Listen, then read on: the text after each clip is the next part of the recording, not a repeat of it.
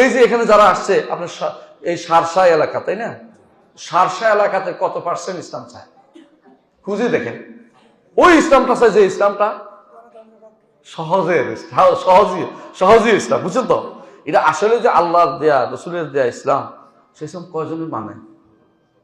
তাহলে আপনাকে এই জিনিসটা তৈরি করে দেন না যে ক্ষমতা যাক আমার আপত্তি নেই, আমারও যেতে হবে জরুরি না, আমি এদেরকে তৈরি করে দেই। ক্ষমতায় যাওয়া নিষেধ নাই, কিন্তু যারা ক্ষমতায় যাবে তারা যেন আমার কথাই বলে।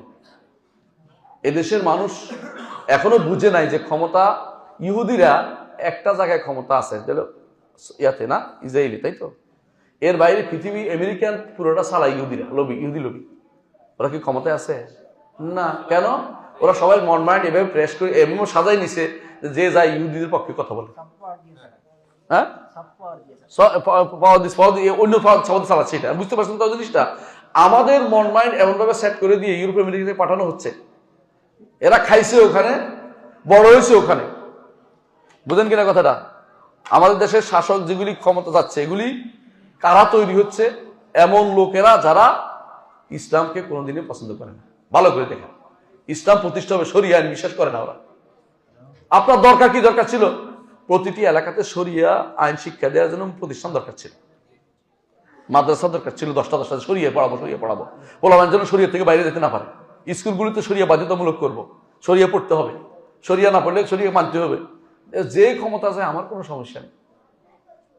এটা আমি একটা উদাহরণ দিয়ে বুঝাই সবসময়।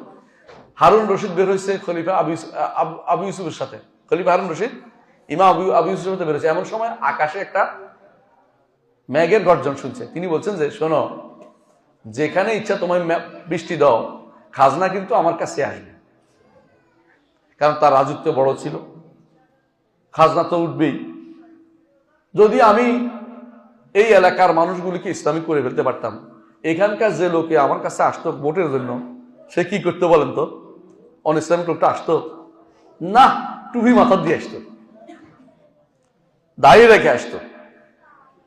সে সাহস করতো না এখানে সে কথা বলতো যে আমার ভোটটা দিন, বলতে পারতো না। কি তোমার ভোট দিব? তোমার তো চেহারা সুরত খবর নেই, তুমি তো আল্লাহর আইনে মানো না। তাহলে আমার সমস্যা হচ্ছে, আমি মনে করছি যে আমি যে করব, কিন্তু আমি এটা না করে আমি কি করতে হবে? আমি সবাইকে তৈরি করে দেই, এটা আমার জন্য উপকারী। কথা বুঝতে পারছি কথাটা? এইটা যদি করতে পারি সফলতা আসবে, কোনোদিন সফল হবেন না। রাসূল সাল্লাল্লাহু আলাইহি ওয়াসাল্লাম যেই পদ্ধতিতে মদিনা রাষ্ট্র গঠন করে, সেই পদ্ধতিতে আপনি আসুন। এটা কি?